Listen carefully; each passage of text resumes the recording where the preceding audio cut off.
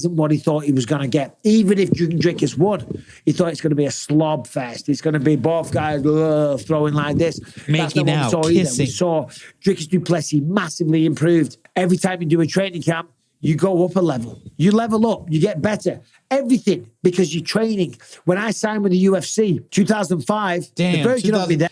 Damn, that's a fucking long ass time ago. Compared to the version when I retired, it was day and night. Unless you're a moron, you're getting better through every single fight camp. And we've seen that clearly with Dricus. Now, what happens? Because the build-up... I think Israel Adesanya has admitted that him and du Plessis have sparred together, but not striking, grappling. And I believe Israel said that Dricus got the best of him in their grappling training. So what does that mean? Not too sure, but Israel has already admitted that Dricus has a leg up on him in grappling.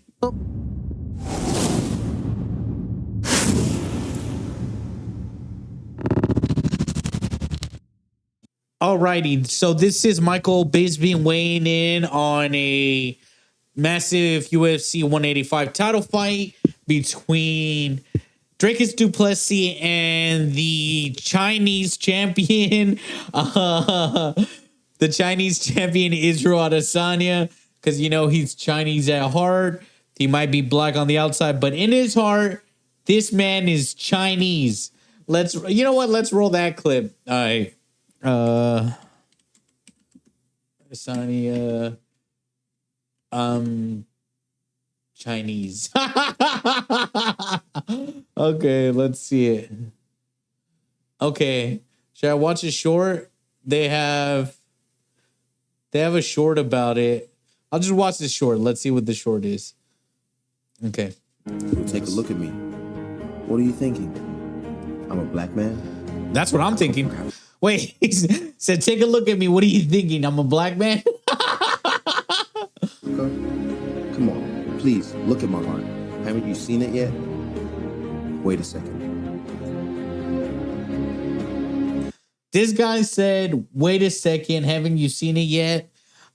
Chinese Izzy with the cringe back in the day. Yes, I am a Chinese. I have a Chinese heart. I have a Chinese heart.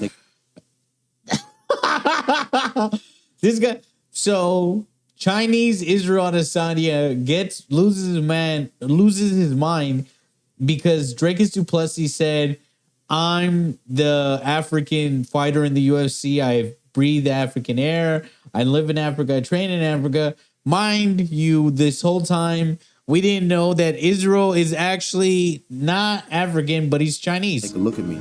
Take a look at me. What are you thinking? What are you thinking? I'm a black man. No. I come from Africa. No, of course I'm not thinking Please, that. look at my heart. Haven't you seen it yet? Wait a second. Yes, I am a Chinese.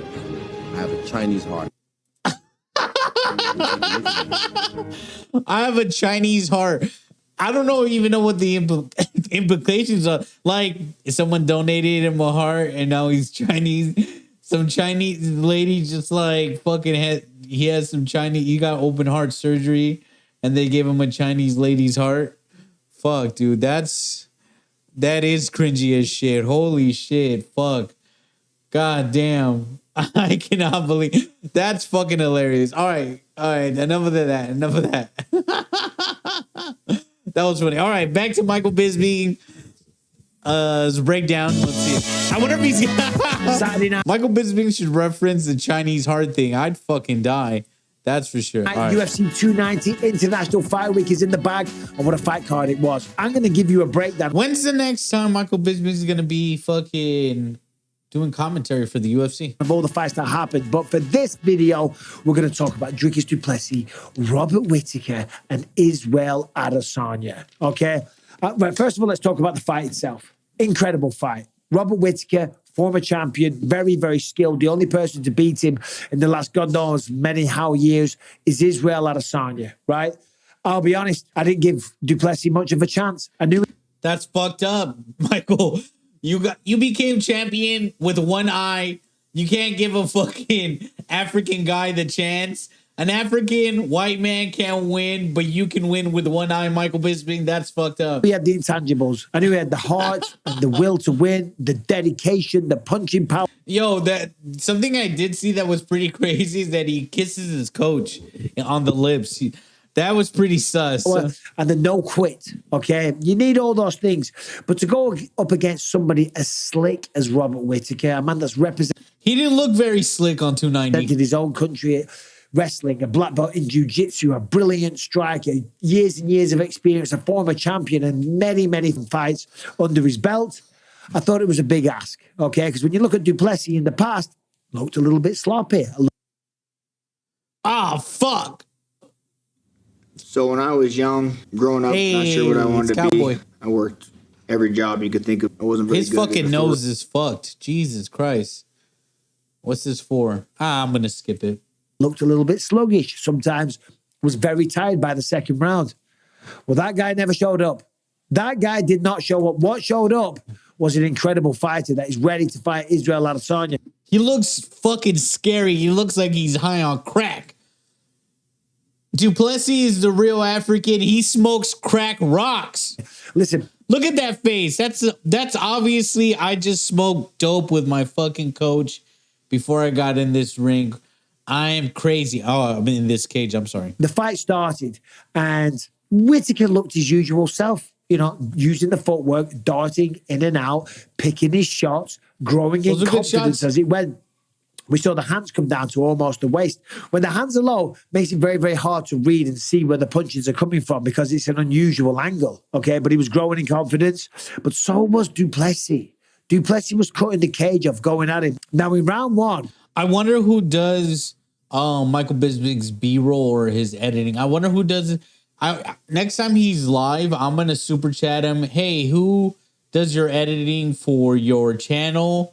Because I need a fucking editor ASAP. I'm tired of editing my own shit. It sucks. Robert Whittaker landed 50% of his... Oh, I always get that comment. I overuse the swoosh sound. I got to use less swoosh. I think that's the first swoosh I've heard Michael Bisping use. Power shots. But Dricus Duplessis landed 53%. And that was a pretty swoosh right after another. I don't know. Both hit one take. There's it. 3 swooshes. That's it. Down. However, the takedown of Duplessis paid off big time. It was a weird head and arm throw. We see it in women's mixed martial arts all the time. Works well there. Generally not in men's MMA. That's what I was saying during the fight. I'm like, dang. I was like, how strong is Duplessis that a head and arm choke that women are no longer really able to fucking do because it's sloppy as shit.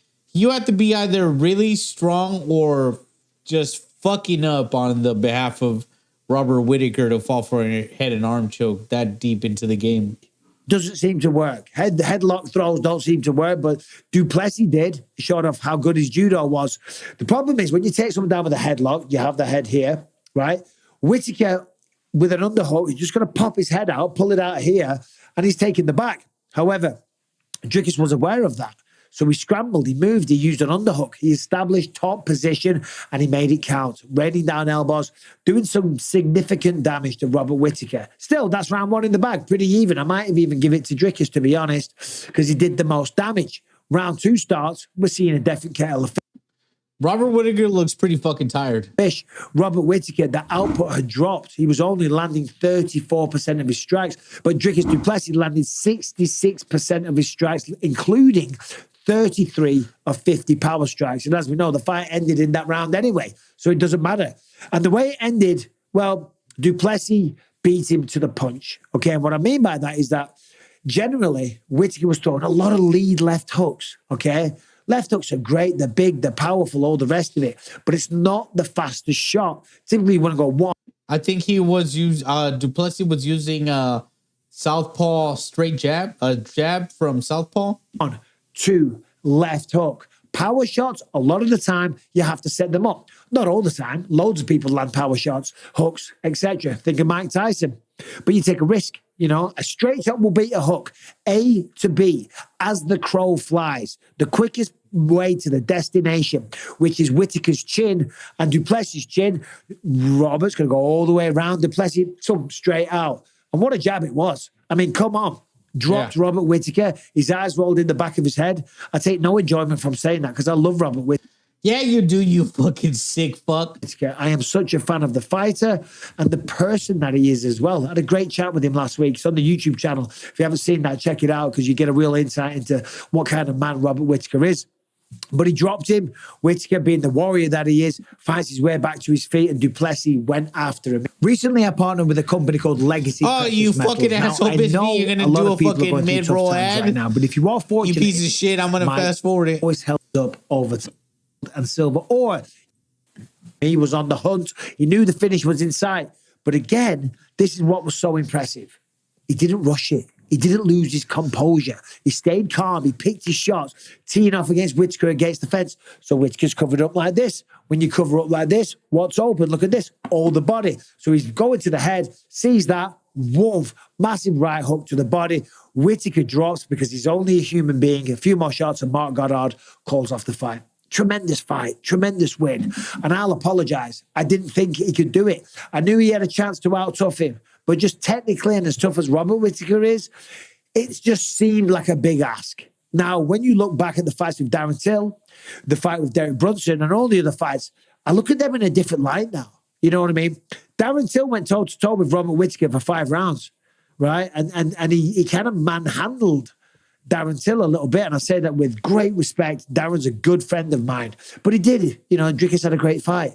And it seemed there was some narrative, not from me, that Darren was on the way down. Well, no, it's just that Dricus is that goddamn good.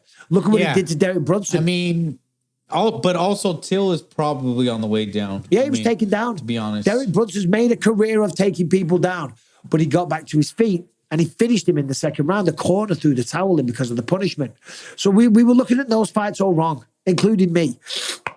Whittaker smashed it. And then we know what happened next, okay? Israel Adesanya. Yeah, Takes to the cage. But before he did, it showed him in the stage, still on him, a camera, a single shot, mad, looking pissed off.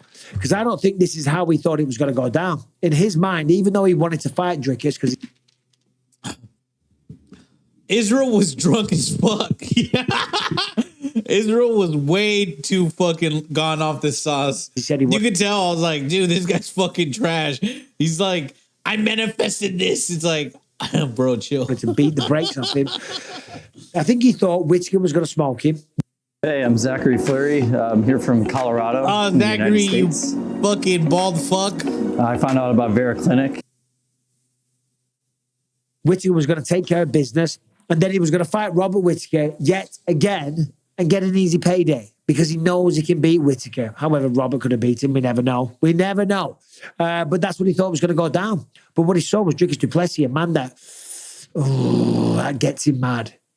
Duplessis gets him Gets him mad or hard. mad. He went out there, he beat Robert. He gets him erect, Whittaker. turns him on. Busy beat by decision over 5 rounds, and Duplessis just smashed him, okay? So he's like, well, I've got to fight that guy now. And he wants to fight him. Of course he does. But that isn't what he thought he was going to get. Even if Dricus won, he thought it's going to be a slob fest. It's going to be both guys throwing like this. Making out, kissing. We saw Dricus Duplessis massively improved. Every time you do a training camp, you go up a level. You level up. You get better. Everything because you're training. When I signed with the UFC, 2005, the version of me there. Damn, that's a fucking long ass time ago. Holy compared to the version when I retired, it was day and night. Unless you're a moron, you're getting better through every single fight camp. And we've seen that clearly with Dricus. Now, what happens? Because the build-up.